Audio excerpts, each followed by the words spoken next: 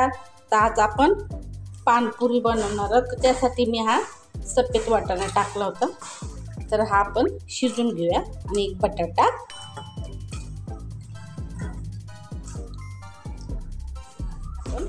हळद, थोडं मीठ टाकणार आहोत. हे आपण कुकरला चांगलं गाळ होतो शिजून घेणार आहोत. आपण 2-3 शिट्ट्या करून घेऊया. पण ही हिरवी पाणी चटणी आहे, त्याची तयारी करूया. तर हा मी आलं, मिरची आणि ही कोथिंबीर आपण हे बारीक वाटून घेऊया.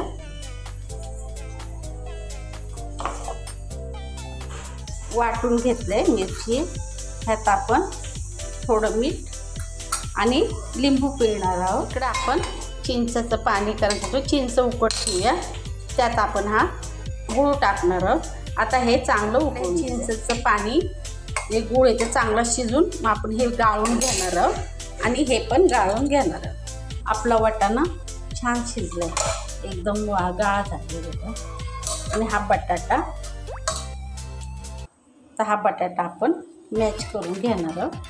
आणि हा वाटाणा तर आपण हे फोडणीला थोडं देणार. ते बघा आपला हा वाटाणा छानपैकी मॅच झालं आहे.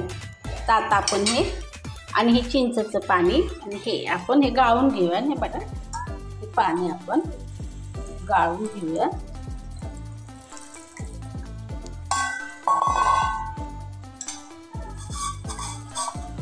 चिंचेचा गोळ तयार आहे.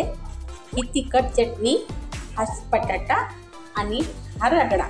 आपले आता आपण पॅटीची तयारी करू.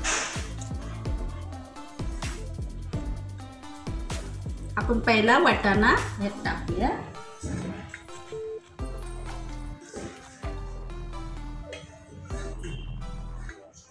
बटाटा, हा चिंचेचा घोळ, पाणी, एक चमचा अर्धा टाकून घ्यायचं. हे हिरवी मिरचीचा तिखट,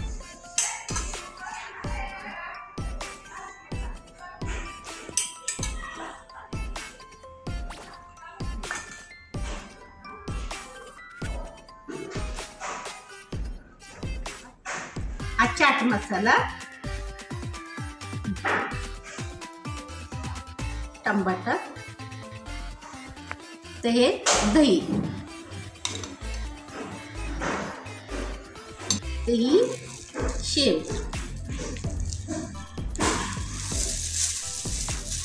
तुम्ही ह्याच्यावर पाणी तिखट अजून लागलं तर घेऊ शकता. आपण थोडं अजून टाकणार, थोडं तिखट पाणी, अजून चिंचेचं पाणी, ही कोथिंबीर. तर ते वस्तू तुम्ही अजून यात घेऊ शकता. रगडा पॅटीस रेडी आहे.